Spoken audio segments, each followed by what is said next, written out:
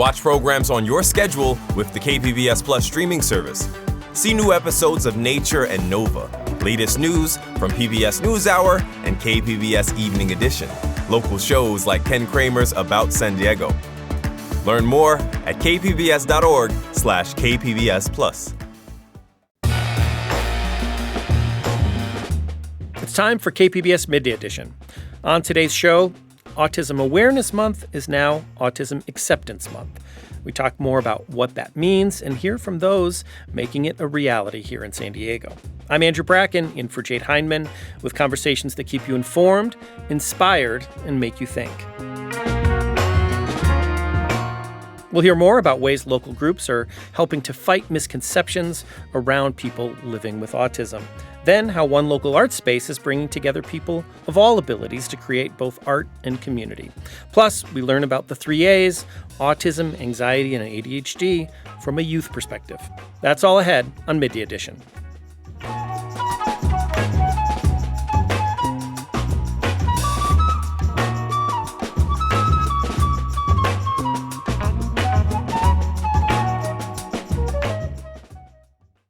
Around 1 in 31 kids in the U.S. have autism, according to the latest estimate from the Centers for Disease Control and Prevention. And in San Diego, that number is closer to 1 in 19. April is Autism Acceptance Month, a time to recognize and celebrate what it means to live with autism. And it's a different experience that it looks differently for everyone. So today we're bringing attention to local groups, creating space, and sharing resources in San Diego. My first guest is Tim Gobran. He's a board member with Autism Society San Diego. Tim, welcome to Midday Edition. Thanks for having me, Andrew. Great to be on. I'm glad you could join us. So you yourself are not living with autism, but you do have a very personal connection to it. So, how does autism show up in your own life? Yeah.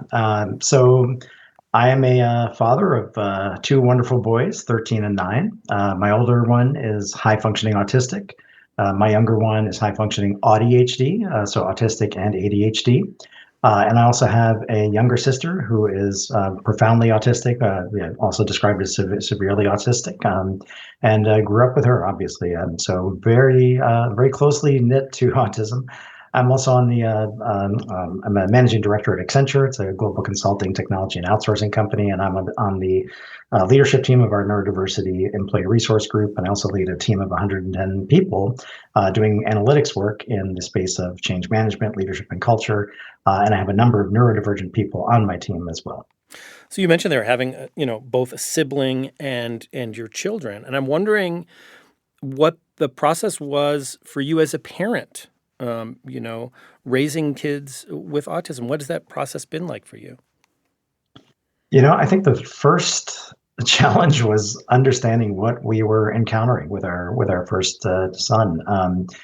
We had the experience, we were living in a townhome at the time, and one of the walls was a wall-length mirror, and the other was the sliding doors to the patio glass. And he, at age 4, was running back and forth for hours, slamming top speed into both the wall and the sliding doors, and we were petrified that he was going to, shatter the glass and hurt himself. So we immediately started trying to figure out what's going on, and we didn't have the resources at the time, right, to really figure that out. And so that's why groups like Autism Society San Diego are so helpful, because they can really point us in the right direction quickly. So we jumped around a lot until eventually we were able to get to an autism diagnosis for him. And then the whole world changed for us, because we knew what we were, handling, what our situation was and what his situation was. And so we were able to get him support services. He had needs around sensory processing. So he had challenges with, what's called proprioception, his ability to sort of balance and take in information about his space and surroundings. He was very tactile. He needed to be able to touch and sort of run into things, right, to sort of manage his nervous system. And then, on the positive side, right, I mean, he was reading at age 2, full-fledged, right? So has some incredible abilities as well, right? And I think that's kind of the balance, right? When you're, handling a child with autism or children with autism. You mentioned how getting that diagnosis kind of opened things up and helped your family. And one of the ways Autism Society San Diego is having an impact is through hosting a variety of support groups. Can you talk about those and the role they're playing in, families navigating this? Yeah, absolutely. I mean, and our mission really is to, create connections, right? Empowering everyone in the autism community, right, with the resources that they need to live full lives, right? And those support groups you mentioned are so critical to that. It's both for the autistic community, so those who are autistic themselves. So we have a number of communities and support groups that support. So, for example, there's Girl Power, that's for autistic women to connect who are over the age of 18. Spectrum Social Space, for autistic adults as well to connect. There are aware dance parties, again, for autistic adults. And then also for, caregivers and parents, right? We have a moms group in the South Bay. We have a dadvocate group that meets up in Milton's restaurant over in Del Mar, once a month for, dads of autistic kids. And there's even a Spanish group that's available as well in over in Chula Vista.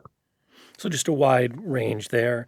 So April used to be called Autism Awareness Month, but it was changed to Autism Acceptance Month a few years ago in 2021.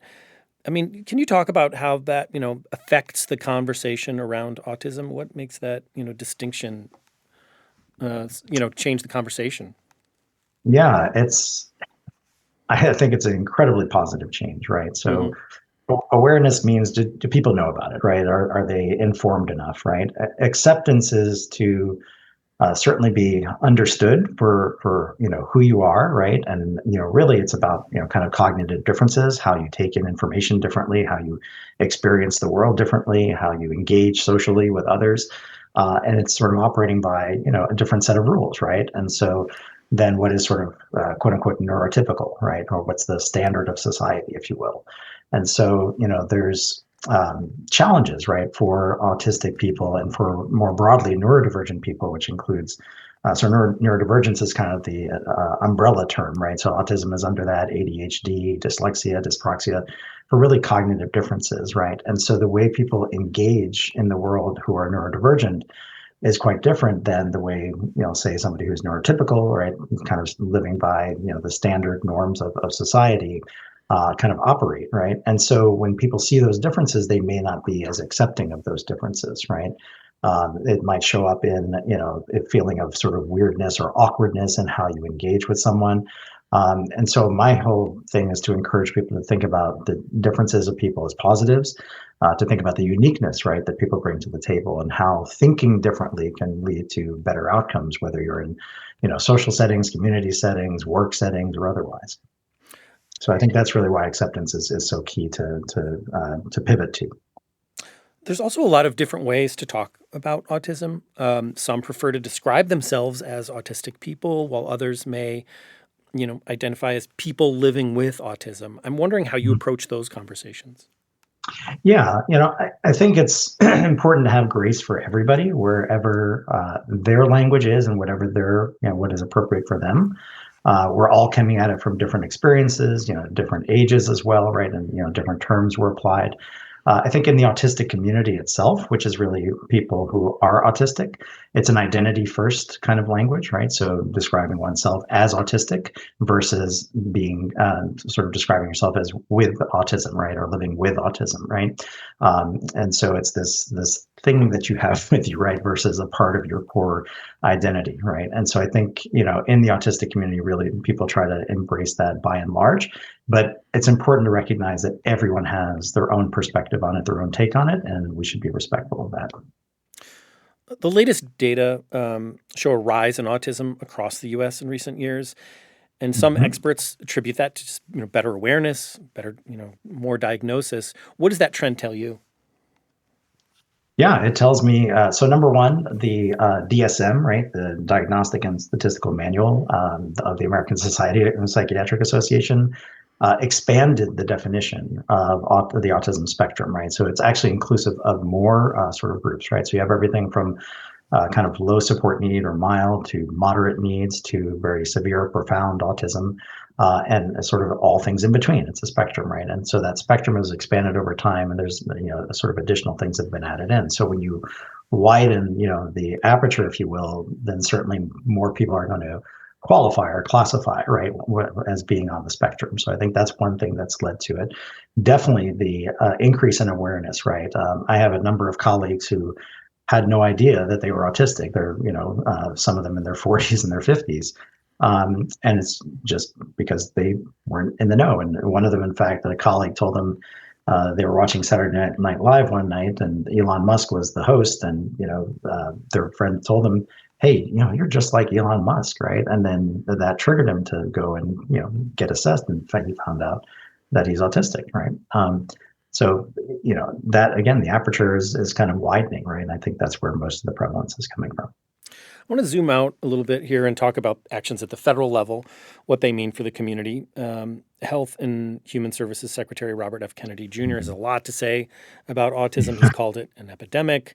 He's also claimed there's a link between vaccines and autism that's long disproven. How do claims, fueled by misinformation impact autistic people? I would say it's quite a challenge for them, right? I mean, I think autistic people have, the stigma that they're dealing with in general, right? And so to have this sort of be fuel added to the fire, if you will, is not really very helpful, right? I think it's important that we take proper scientific evidence, a proper basis, right, and being able to make, statements like this. I will say when it comes to severe autism, it is hard. It's hard on families, right?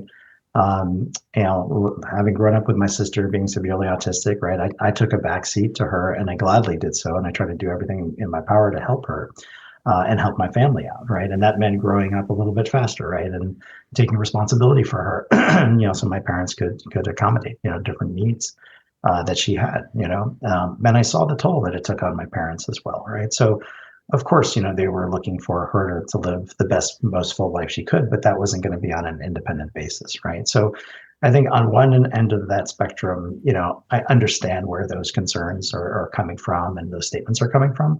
On the flip side, there are a lot of folks who are autistic who are independently living, right, who are incredible contributors to society and are bringing incredible innovations to the table because they are thinking and acting differently, right? And they're in all walks of life, right? Everything from the arts to the sciences and otherwise.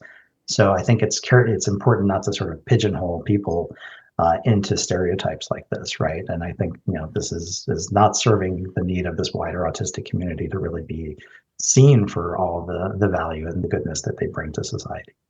You've been sharing, your personal experience both as a brother and a father. And I'm wondering what, going back to your childhood, this experience you had, with your sister, is what you wished the community did more to help you and your family, or even in your experience as a father today? Yeah, I think from both perspectives, I think it's, offering a grace, right? And offering an understanding that these are just differences, right? It's differences of how people think, differences of how people absorb information, how they communicate, how they have relationships with people, right? And just being acknowledging of that and accepting of that, right? Versus, kind of being more on the judgmental side. I'll give you one example. A friend of mine posted on Facebook, he was a colleague of mine, and he was coming back. He was on a flight, and a couple rows ahead of him, diagonally in front of him, was an adult woman, and she was carrying an enormous teddy bear, and she was squeezing that teddy bear for dear life, right? Mm-hmm. And he just wrote, how weird, right? And of course, you can imagine the comments that came through, right? The kind of trolling and stuff that was going on. And I just, threw a comment in and I said, I wonder, maybe she's autistic or maybe she has sensory processing difficulties, right? And that bear is her security blanket. Maybe she's dealing with some high anxiety and she just needs to, squeeze that, right? And to release, some pressure, right? And I was saying it to just, spur some dialogue, get people thinking otherwise. I happened to really shut down all the trolling and all the commentary that followed, right? So it was not my intent. But, I think got across the point, like, hey, we need to, think differently about what's going on here, right? And just open our lens, right, as to what's happening, because we don't know what's going on inside people, right? And regardless of whether it's autism or somebody with sensory processing difficulties, or even just people of different backgrounds, right? Whether it's race, ethnicity, gender, otherwise, right? Nationality, et cetera. I mean, like all these things matter to the uniqueness of our experience and how we see things, right? So I think it's important we are inclusive to those perspectives. We have about a minute left, and I just want to get your thoughts. There's a saying that goes, if you've met one person with autism, you've met one person with autism. I mean, can you elaborate on that?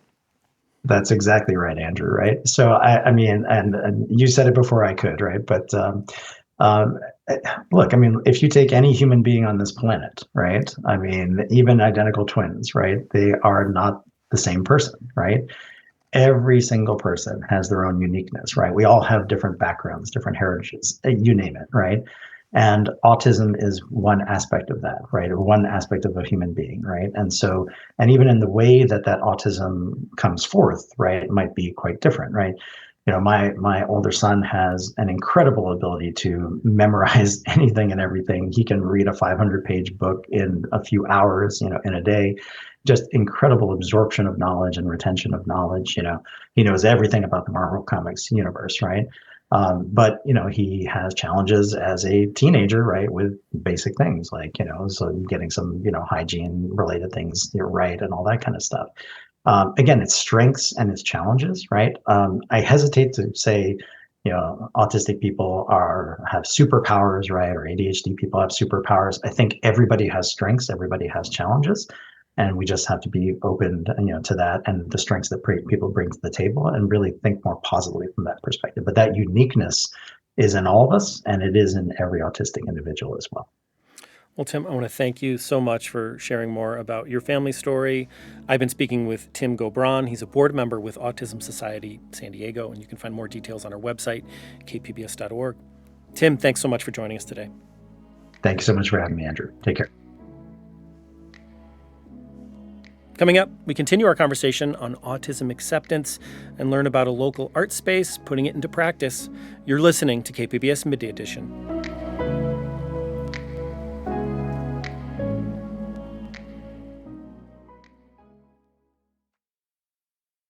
Now on The Finest, the Iran-Many-American Sea is often defined by conflict. But for local artists who carry its traditions abroad, the story is far more layered. If you go and look at anything from math to astronomy to philosophy, to theater to painting, Iran is incredibly original and the inception of so many things. Listen wherever you get your podcasts. Welcome back to KPBS Midday Edition. I'm Andrew Bracken, in for Jade Hindman. Autism Acceptance Month is all about promoting inclusion, reducing stigma, and celebrating autistic voices. Local nonprofit Revision is doing just that through art. Their mission is to provide inclusive access to art and community for people with all kinds of abilities. Joining me to talk more about it is Jessica Baranian, a creative mentor with Revision, and also Zoe Burl-Hahn. She's a resident artist. They're both joining us from Revision Art Space in Hillcrest right now, and welcome to you both. Hi, thank you. Thanks so much for having us. And we see all the art in the background there. For those on the radio that can't, it looks really cool space. So Jessica, you work with nearly 40 resident artists as a mentor at Revision. Tell me about the space and its vision. Oh, great. We have 2 studio locations, as you mentioned, 40 artists between the 2 spaces.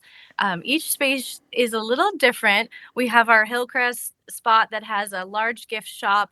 We get a lot of sidewalk neighbors stopping in. Then over at La Mesa, we have a larger space. That's where we do events. And we have event rental there as well. And it's a larger space. Better parking lot. So we have versatility within our spaces, and the mission, as you stated, is inclusivity within the arts. So all artists and creatives are welcome to our space. And yeah, I think we saw a couple of folks from the sidewalk come in earlier before we got on the air there. So you are Yes. getting a lot of visitors, but it's nice to hear more about your space. Zoe, you started as an artist with Revision a couple of years ago. What does the space mean for you? It means freedom to be myself, not just creatively, but individually, because you can't always express yourself as an autistic individual with acceptance. And Revision gives me a place where if I need to step to the side, I can do that. If I say, hey, I want to do this random project that needs this, this, and this, like, here, let's get working on it. Let's do this. So yeah, it really allows you to kind of express yourself in a variety of ways. And I want to hear more about your work. What are your favorite things to create as an artist there? Well, we actually have two of my creations right here. I love making stuffed animals by hand completely. Cool. I also love, I've recently been doing miniature paintings using basically tempera paint that's in a glue stick and micro brushes and a black paint. Well, I want to hear more about that as well. But the stuffed animals you guys just showed off. Jessica, can you just describe those a little bit more? Oh, well, Zoe is an amazing textile artist. So I'm going to let her fill in. So you sew, crochet as well? Knit? More Embroidery? a lot of so the stuffies that she makes are so whimsical and cute. This one here is a teddy bear, and this was actually featured in a huge art show in Los Angeles. So Zoe had her piece there at the Central Library, and the whole show was for progressive art studios. So it was a big deal for Revision to participate, as well as the other studios involved. And this little bear here made its way all the way to Los Angeles to be part of that show. So Zoe's creations are fun, bright, colorful, whimsical, cute, I would say. She loves, what's your favorite animals to make stuffies out of? Kitty cats. Kitty cats. That's I the way to love go. that. Yeah. But can you hold up that bright one? I mean, there's all sorts of colors in that one, right? There's orange and green. Zoe, tell us more about the inspiration for that. That is actually a character from a video game that I really like, and its name is Stitch, and it's a teddy bear, and it's one of the characters that I always liked seeing in my game because it was always so cute, and it's not the traditional cute, it's unique, and it's designed to be different, and I love that. Oh, that's great. Well, what's going through your mind? I mean, what are you thinking about when you're creating art like that? That is an interesting question. Visually, I can't picture things in my brain.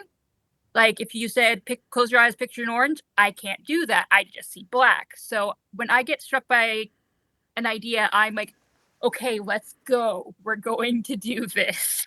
For the people who don't know about that condition, what is it called when you cannot visualize things? It's called aphantasia, and I didn't know it had a name or that it wasn't normal until a few months ago. Wow. There's a name for this, the way that the brain works when it does not have the ability to picture something visually. And so, Zoe, I guess you've had this for some time, but didn't know that there was a term for it. I was watching a video on YouTube, and another artist was like, yeah, I can't do that. And all the other people you're like, what? That's not normal. I'm like, it's not?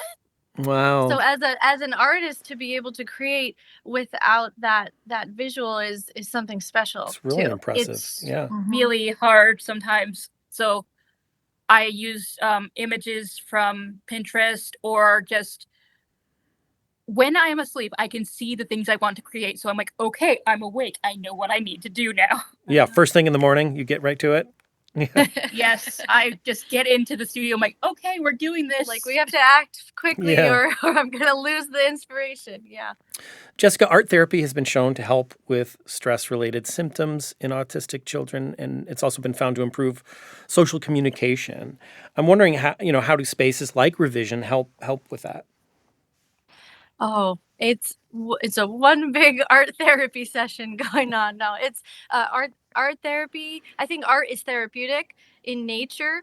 I would venture to say most artists believe it to be that way. That creates passion and also healing while an artist creates. So Revision is all about us being a safe space, as in everyone's accepted no matter their personality, their quirks, their sensory issues.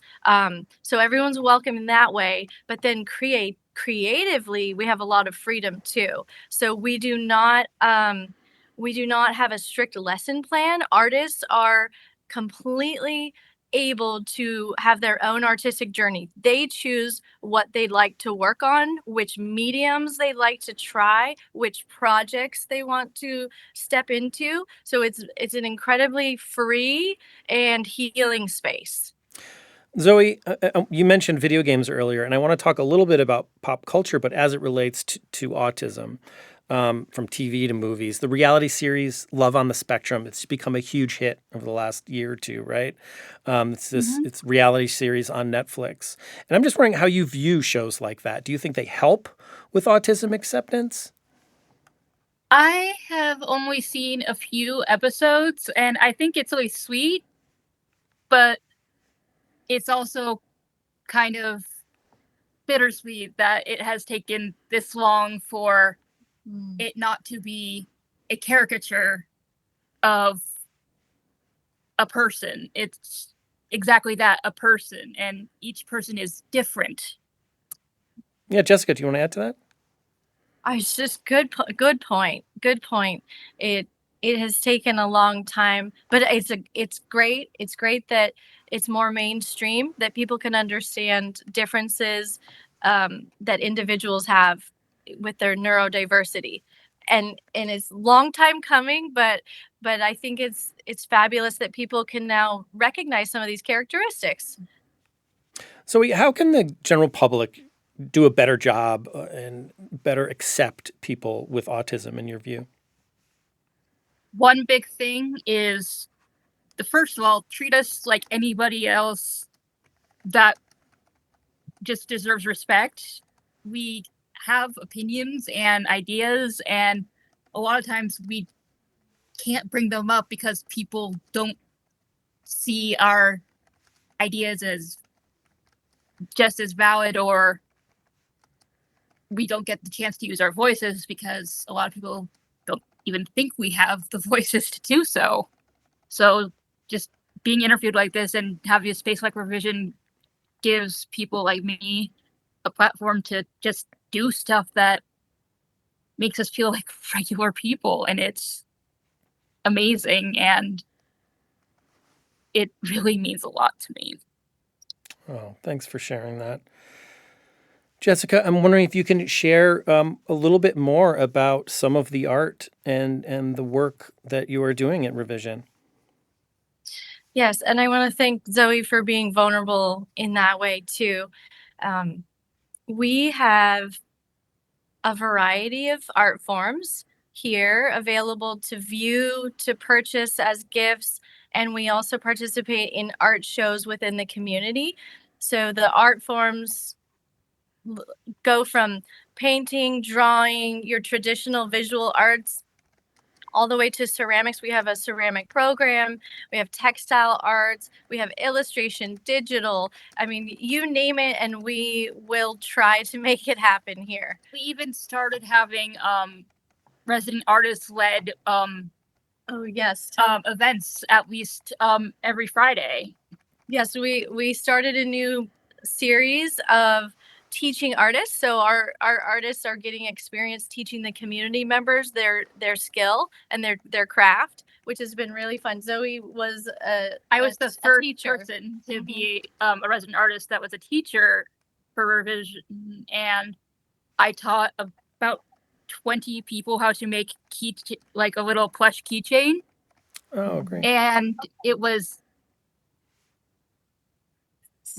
Sorry about our Siri in the background. She's talking to. Oh, I missed that. But Zoe, I mean, you kind of shared a little bit your journey here of creating the art from, the stuffed animals you shared, the cats, but also you mentioned your painting styles. And it just sounds like you have a lot going on. And I'm wondering if you can tell us a little bit about what you've planned for your art. Where would you like to take it?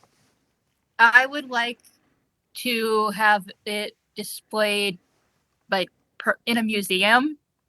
I also would love to sell my jewelry that I make. Unfortunately, all the jewelry that we had at the store was sold before we could get it. Unfortunately, right? Unfortunately, because you have to make more now. But no, It was too popular. She sold out. She sold out. Well, Jessica, how can people find more about, and see the art that Zoe and others are making?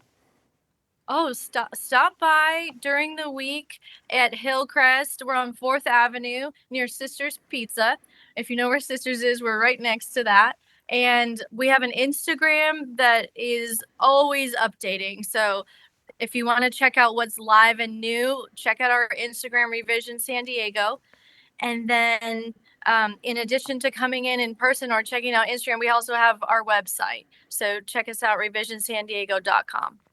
I want to thank you both so much for sharing more and sharing a little of the artwork. We're going to try to have some images up on our website because I know this is Great. Audio because people Thank can't you. see the great stuff. But I've been speaking with Jessica Baranian, a creative mentor with Revision, and also Zoe Burl-Han, a resident artist there. And you can find more details about it and work, the photos of Zoe's work on our website at kpbs.org. Thanks so much. We really appreciate it. Thanks Thank again. you so much. We appreciate it.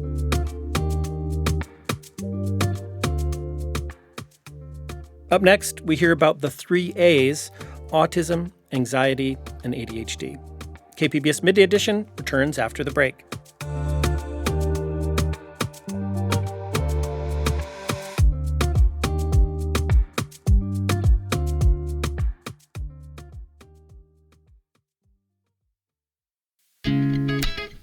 KPBS presents the 2026 GI Film Festival San Diego, sponsored in part by USAA Educational Foundation, featuring 15 films for, by, and about service members, veterans, and their families. May 6th through the 8th. Enjoy films from local, national, international, student, and emerging filmmakers. Catch premiere screenings, thoughtful discussions, and filmmaker appearances. Details at gifilmfestivalsd.org. Welcome back to KPBS Midday Edition. I'm Andrew Bracken, in for Jade Heinman. The podcast Voices del Valle spotlights coming-of-age stories from the Imperial Valley. It's told through the eyes and ears of local teens at Central Union High School. Today, we're bringing you a portion of their episode called The 3 A's: autism, anxiety, and ADHD.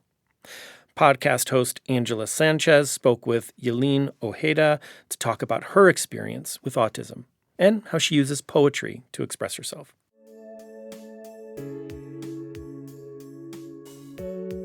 Hello, thank you for joining me today. It's Angela. I'm here with Yelin Ojeda. Today we're here to discuss your poem. Can you give me a little bit of insight on that? Sure, no problem. My poems, My Computer, That Computer, is supposed to be a metaphor on autistic identity and how it functions in a world where difference, especially neurological difference, is not normalized, nor is it generally accepted yet. So my goal with the poems was to show you both sides of the coin. So we have the person who, for a stand-in for identity, was a computer. Since computers, though they look the same, they function the same, their inner workings are vastly different. That sets them apart from each other. Let's say a MacBook compared to a Dell computer. They work the same. They do exactly what they're intended to do, but their functionalities and their haptics are significantly different from each other, that, that sets them apart. So my goal with my poems is to use that as an allegory, as a stand-in for autistic identity. So in my poems, I explore how our first protagonist feels about the second protagonist's feelings on the different computers, and how strange it was for the second protagonist to see the first protagonist's device, and how confusion quickly developed into alienation and, villainization of the first protagonist. It's something that I've heard happen to so many autistic individuals, and it has even happened to myself. And by expressing that through my poems, I feel like lets a lot of other people, autistic people like myself, be seen and heard. And it shows how scary and cruel the world can be just because someone is different. Mm-hmm. That's beautiful. I think that's really inspiring because even growing up, I had a lot of neurodivergent cousins and family members, friends, Right. and they were always so nervous to speak to me when we first would meet. And it's so like, I know like, and this is a safe space. Everybody's equal. But especially here in the Valley, people are very not very, but it's a possibility that some people can be narrow-eyed, or people have a very narrow view on autism because of either the media they consume or like hearsay they would hear from either their parents or just friends or just passing comments from their environment, and they feed into this idea that autistic individuals are inferior, that they're not capable of certain things, or it's something that can be cured or fixed if you do certain things, and it actively harms the community.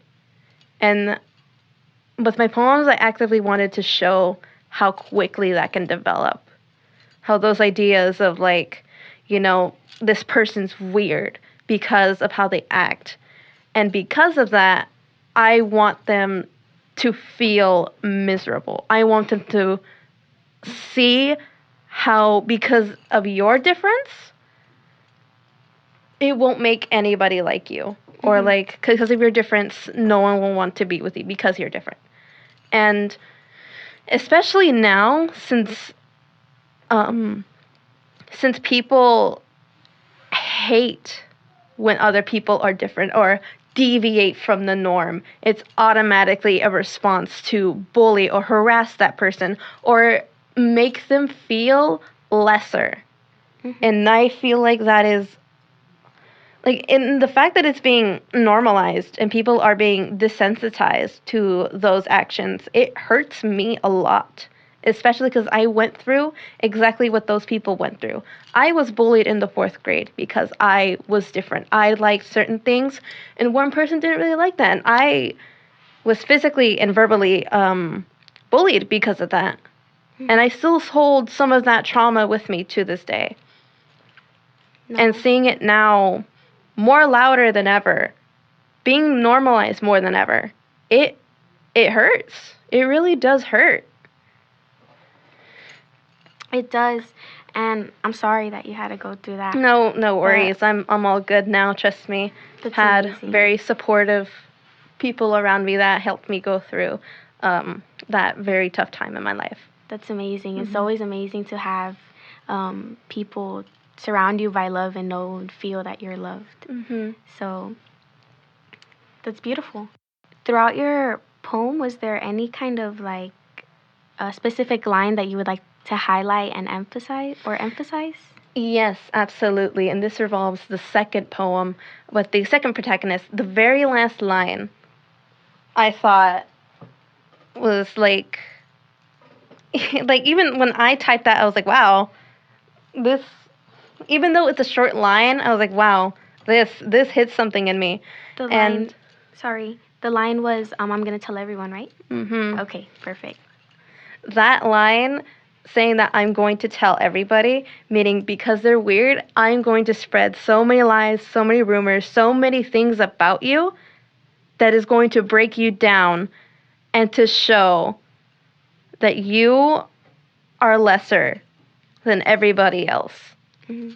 It's kind of giving them a taste of their own medicine. Mm-hmm. Like proving to them, you're not going to push me down, because even everybody deals with that, but it's just becoming louder now. And they find fulfillment in causing harm to other people because they don't have anything else other to do than to cause harm. Mm-hmm.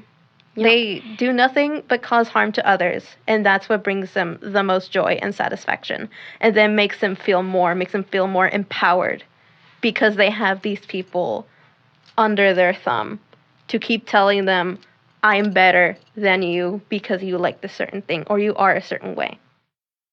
That kind of mindset is so harmful. I remember in my experience, growing up, my friends would try to push me down because I acted a different, in a certain type of manner. But I was always so happy with myself. I was the happiest, like, nothing could ever stop me. Exactly. People thrive off of misery, and because they're miserable, they feel like they have the right to make everyone else around them feel miserable as well. Mm-hmm. And that especially is become the norm the past, like, year or so. Mm-hmm. And it's so, you can be so blind. Anybody can be so blind to it. Your best friend, or not saying it will happen, but it's always a possibility that somebody will feel better at you than something. It's just how they vocalize it to you. If they accept you, if they reject you. Mm-hmm. It's like a game of cards. You never know what's gonna happen. Right. But it's always best to take it in stride. Make the best out of it. I think that's what's helped me. Mm-hmm. How do you feel? What do you think about that? Like, to be happy, like, content where you are? Yeah. Like, do you feel like you're at a place that's after good? what's happened the past 4 years, I'm a senior now. I'm happier more than ever that I'm I'm leaving this school, because freshman and sophomore year, I would say, were the lowest points of my life. Mm-hmm. I came out of quarantine right after 8th grade, so I didn't have the chance to finish middle school properly. I came into high school completely, like, kind of lost because, I had to stay at my house for more than a year, going into a brand new school without preparation, without any help. And I feel like that's what really hurt me. Mm-hmm. The first 2 years. Freshman and sophomore year, my grades were awful. I was an upstanding student, yes, but if you take a look at my grades back then, they were atrocious. Mm-hmm. But junior year is when I really got a grasp of myself and decided to turn that on its head. I decided to say enough's enough. I'm actually going to work towards things now. I'm going to take things seriously. And junior year, I worked hard. I did great. And now here, senior year, I've learned from the past 3 and was like, you know what? This time I'm actually going to stay on top of my game. And I did. I have stellar grades across the board, A's and B's. I'm doing fine. And I'd say right now I am the happiest I've ever been. Thank you so much for joining me today.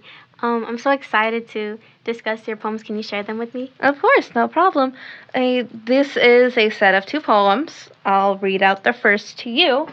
It is called My Computer.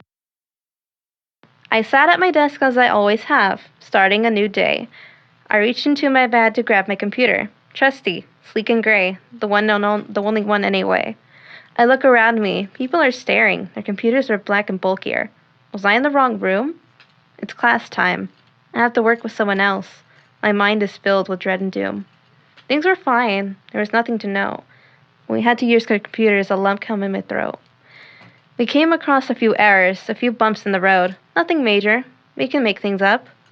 But then she asked a question. It was a major hiccup. Your computer is weird. Why isn't it like mine? It's all that I have. I don't really know why. Back and forth we went, no longer meeting eye to eye. When class was over, she didn't bother saying goodbye. But why does it matter? They work the same, don't they? Inside and out, they're almost one to one. At least to me, anyway. And this is the second poem. It is called That Computer. Another day again, nothing special today. I got out my computer, standard, black and heavy, just like everyone else. A newbie comes in. I saw what they have. Thin and dainty. Why does their computer look like that? The bell tolls, the lesson starts. We have to work with partners. Let's see. They talk funny, look at me bizarre. That's fine, I guess. When their computer came out, it was a mess. It's bugging me, like a tag at the back of my shirt. I can't keep this in forever. This needs to be addressed. Computer is weird. Why isn't it like mine? I said. It's all that I have. I don't really know why, they replied, hint of dread. Playing a game of tug-of-war where the rope was our words, feeling the tension come off like a bad rope burn. It's weird. They're weird. The computer they have is weird. And I'm gonna tell everyone. Wonderful. That was beautiful. I love it so much. Thank you so much for sharing your poem and, no problem. And your thoughts and ultimately your perspective. And to our listeners, I do hope you enjoyed this glimpse of the creative mind of this beautiful poem. Thank you for having me. It's an honor. That was an interview from the podcast Voices del Valle about growing up with autism. The podcast highlights coming-of-age stories from the Imperial Valley. You can listen to all episodes at kpbs.org. Season 2 comes out this fall. And we actually had some of those students behind the podcast visit KPBS last week, and we asked them to help us close out the show.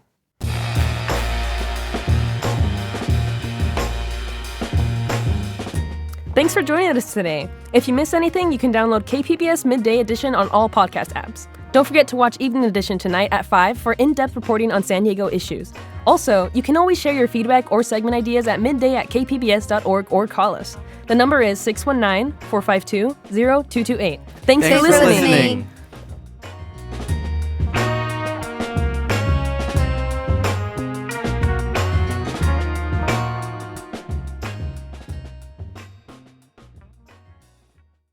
Most stories do not start with a journalist. They start with people.